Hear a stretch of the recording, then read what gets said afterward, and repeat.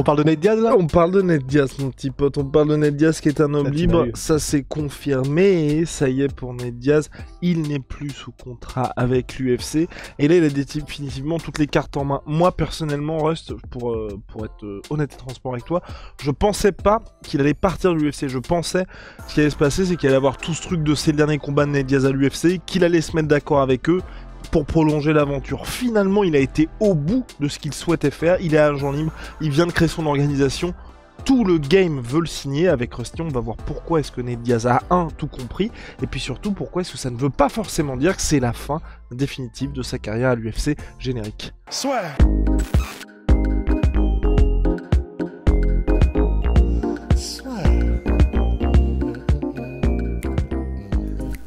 Entre dans l'octogone avec Unibet. Qui sera le vainqueur du combat? En combien de rounds? Fais tes paris sur l'app numéro 1 et profite de 100 € de bonus sur ton premier pari. Déjà, par qui est-ce qu'il est demandé? Déjà, qui est-il? Qui est Nate Diaz? Mais en fait, par qui il est demandé? En fait, ce qui nous a un peu donné envie de faire ce podcast, c'est le patron du BKFC, donc le bare knuckle, le combat, la boxe à main nue, qui était en mode, je vais lui faire grosso modo, je vais lui faire une offre qu'il ne pourra pas refuser. Et on sait effectivement, on n'a pas les montants que je sache, mais on sait qu'ils payent apparemment vraiment pas mal, les mecs du bare knuckle. Donc, on ne sait pas quels seraient les montants que pourrait proposer le bare knuckle à Nate Diaz, mais probablement que ce serait vraiment des choses hyper intéressantes parce que le président de l'organisation disait, si on arrive à faire un Nate Diaz contre Mike Perry en bare knuckle, la lumière que ça mettra sur notre discipline et surtout sur notre organisation, ça vaudra largement les dépenses monstrueuses d'avoir eu un Nate Diaz. Et c'est vrai, c'est-à-dire que tu mets n'importe quoi avec Nate Diaz dans l'équation, c'est clair que Nate Diaz est beaucoup plus connu que le BKFC. Enfin, c'est une évidence. Donc, les vases communicants, ils sont simples à comprendre. C'est clair que même si tu dois payer Nate Diaz, je sais pas, 1 million pour combattre au BKFC, les retombées effectivement médiatiques et puis en termes de pub que tu peux monétiser. Bien plus qu'1 million quand même. Parce que forcément, il va y avoir énormément de sang et vous voyez bien qu'à chaque fois que les mecs vont en bare knuckle, tu sais, t'en sors pas indemne. Tu sais qu'au moins tu prends 1 an ensuite de tes off, le temps de recouvrer de toutes tes blessures. Ouais, et on vous conseille d'aller voir, par exemple, ce à quoi ressemblait, c'est Jason Knight contre Artem Lobov, c'était Lobov? Contre Artem Lobov, ouais.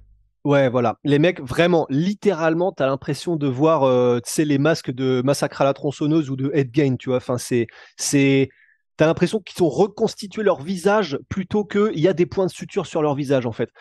Et donc, c'est pour ça que c'est ce sur quoi probablement mise d'ailleurs l'organisation, en fait. C'est vraiment ce côté sanguinaire et sanguinolent au point où du coup ça devient presque de la curiosité malsaine de le regarder, de la même manière qu'on a la curiosité malsaine de regarder des combats, je sais pas, tu sais, entre deux mecs qui ont pas de jambes, comme ce qu'on avait vu un peu dans une de nos anecdotes et tout. Enfin, tu sais, ça fait partie de ces trucs un peu qui sont des curiosités et qui t'as un peu le sens de l'interdit et tout. Voilà, c'est sur ça qu'il joue.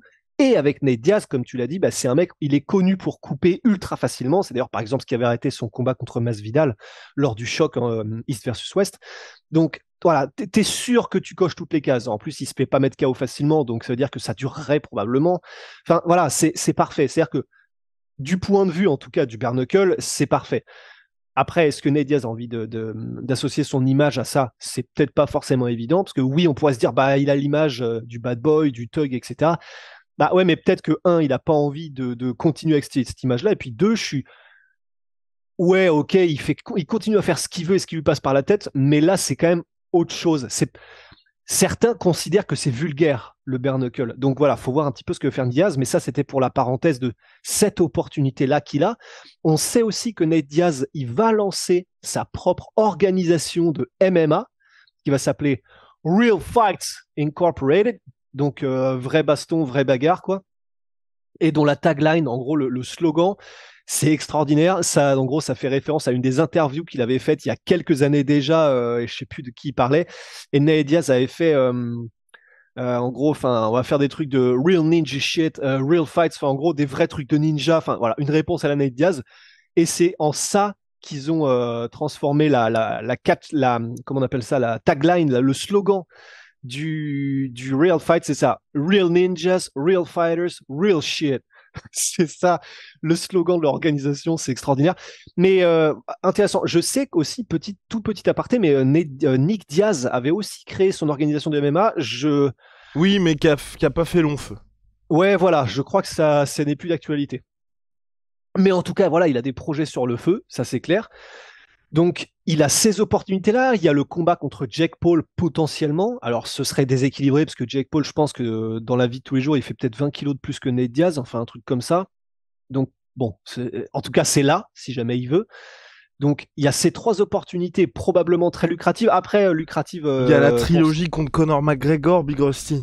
La trilogie contre Conor McGregor. Et d'ailleurs, ça c'est intéressant, je sais pas si tu as vu, le président du BKFC en gros a dit, alors je voulais contacter Nate Diaz pour lui faire des offres, mais il est encore dans sa période de négociation avec l'UFC. Et ça je savais pas, mais apparemment du coup tu as, après que ton contrat en gros ait été terminé en termes de, enfin qu'il ait expiré, bah du coup tu aurais une période de, je sais pas, bah là c'est pas combien de temps ça fait, mais peut-être 1 ou 2 mois pendant laquelle tu n'as pas le droit, si tu es une autre organisation, de faire d'offres ou d'essayer de négocier avec le combattant qui vient de quitter l'UFC. C'est intéressant. Et donc le mec puis ensuite, BKFC, un an après, même jusqu'à un an après la fin du contre UFC, l'UFC peut égaler n'importe quelle proposition. Donc de toute façon, l'UFC garde la main.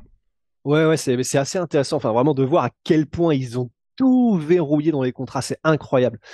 Mais voilà, et donc il a la trilogie aussi potentielle et qui fait que probablement l'UFC est en train de négocier dur avec Conor McGregor. Enfin, en fait, n'importe quel combat avec Nate Diaz, de toute façon, c'est extrêmement lucratif pour l'UFC. Donc, en plus, alors ça aurait pas changé grand-chose s'il était parti sur une défaite, mais en plus, il est parti sur une victoire, Nate Diaz. Alors, c'était contre Tony, un Tony vieillissant, certes. Le combat, voilà, c'était pas les grands jours des deux combattants, ils étaient plus tout jeunes, mais n'empêche que c'est une victoire pour Nate Diaz. Donc, en fait, il part quand même avec, bah, vraiment, si ce n'est toutes les cartes en main, putain, en tout cas, il a 99% du deck, quoi.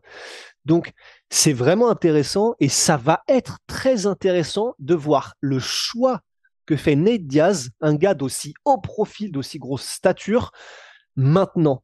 Parce que tous les projecteurs sont sur lui. Tu sais que quand tu fais un article, en tout cas aux States, je crois que pour nous, même ça l'est un peu moins. Enfin, genre, Nate Diaz, c'est pas forcément celui qui fait vendre le plus et qui est qui a la plus grosse résonance auprès des fans français. Il est connu, mais pas beaucoup plus qu'auprès des fans hardcore.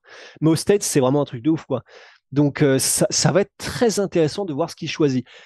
Pour autant, je sais pas pour toi, mais aucune des propositions dont on vient de parler, à part celle avec Connor où il ferait des millions sûrs, pour moi, il n'y en a pas une, genre, évidente qui semble se détacher. Parce qu'au final, j'ai dit lucratif, mais je suis pas sûr et certain qu'en tant que promoteur, il fasse énormément d'argent avec son truc Real Fight. Oui, c'est plutôt pareil. un truc qu'il a envie de faire. Pareil, oui, non, je partage complètement ton avis. J'y crois pas trop pour son truc de promotion. Je pense que ça va surtout être pour sa team, pour faire monter ses gars avant qu'ils aillent à l'UFC. Non, moi, à mon avis, ce qui va se passer, ça va être un retour à l'UFC contre Conor McGregor, et puis ensuite bye bye et aller vers Jake Paul. Parce que je pense, en fait, pour moi, les deux options les plus viables et les plus probables, c'est Conor et Jake Paul, parce que financièrement, c'est là où il y a le plus d'oseille à faire pour lui. Le problème, c'est que je pense pas qu'il puisse d'abord faire Jake Paul et ensuite Conor McGregor, sauf s'il bat Jake Paul, mais je suis de ton avis, il y a une trop grosse différence de points entre les deux, et je pense que, certes, Nate Diaz va apporter un combat extrêmement difficile à Jake Paul, mais je pense que ça va pas suffire pour s'imposer face à l'ancien YouTuber. Et donc à partir du moment où il perd contre Jake Paul, je vois... Elle est dure cette phrase. Ouais, et je vois mal Dana White, tu vas dire, t'as perdu contre Jake Paul, maintenant on te fait revenir, parce que pour Conor ça n'aurait aucun sens. Parce que si Conor gagne, il a battu un mec qui a battu contre Jake Paul, si Conor perd, bon bah là clairement tout le monde dira c'est retraite parce que le mec n'a vraiment plus de level. Donc non, pour moi c'est les deux plus probables, reste à savoir maintenant, et c'est ce qui s'était déjà passé pour Nate Diaz là ces derniers temps dans ses négociations avec l'UFC, c'est qu'il y avait ces rumeurs pour une trilogie contre Conor, mais sauf que Conor n'est toujours pas revenu à l'UFC. Donc il faut aussi savoir quand est-ce que Conor sera apte et est-ce que ça va bien en termes de calendrier pour que Nate Diaz dise ok, ça vaut le coup pour moi d'attendre jusqu'à juillet. Parce que si Conor revient fin 2023, début 2024, Nate Diaz il est né en 85, donc il a 37 ans.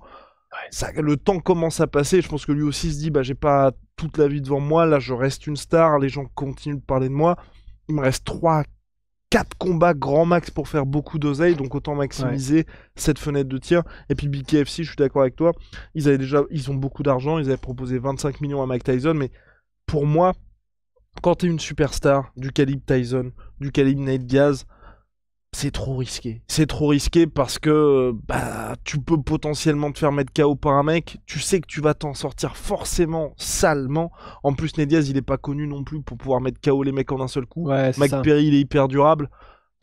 À part, clairement, s'il fait ça à Nate Diaz, je pense qu'on le revoit pas avant très longtemps. Et à l'âge qu'il a, ce serait peut-être une bonne option, mais l'option de faire ça dans son ultime de chez Ultime Combat. Voilà. Ouais, c'est ça. Ce serait ce serait vraiment comment gagner le maximum de millions en un combat et après, à la Lucky Luke, quoi. On se barre.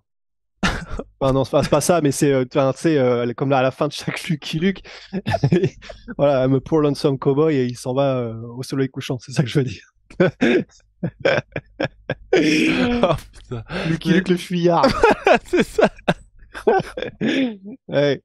Miskin comme Lucky Luke. Mais bref, mais donc du coup, pour Nate Diaz, voilà ce qui se passe. Mais en tout cas, ce qui est très intéressant, et c'est là où on voulait en venir avec Rusty, c'est qu'il garde toutes les options possibles. Là où la plupart des combattants, par exemple, Francis, ce qui s'est passé, c'est que lui, sa fenêtre de tir s'est considérablement rétrécie à partir du moment où Tyson Fury est sorti de sa retraite pour revenir vers des activités un petit peu plus normales, donc à savoir, il bat Dillian White, ensuite il y a Derek Chisora, et maintenant on va vers un Tyson Fury contre Usyk. Donc forcément, l'option Francis Ngannou, qui était le combat qui intéressait Tyson Fury, qui intéressait Francis financièrement, c'est parti. Donc Francis, la seule vraie option qu'il a aujourd'hui financière, ça reste l'UFC, et c'est peut-être pour ça aussi que ça va faciliter ses négociations avec l'organisation et qui va faire que Francis va signer avec l'UFC.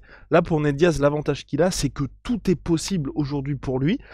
Et j'ai même envie de dire un autre truc, c'est qu'à la différence de Francis qui reste champion et qui a besoin aussi de ce titre de champion, c'est que Nate Diaz l'a montré là avec son dernier combat, il devait affronter Ramzat, finalement il sauve la carte en acceptant Tony Ferguson, il fait la perf comme l'a dit Big Rusty, et c'était lui la star, et les gens sont venus pour Nate Diaz pour le fait que ce soit son dernier combat.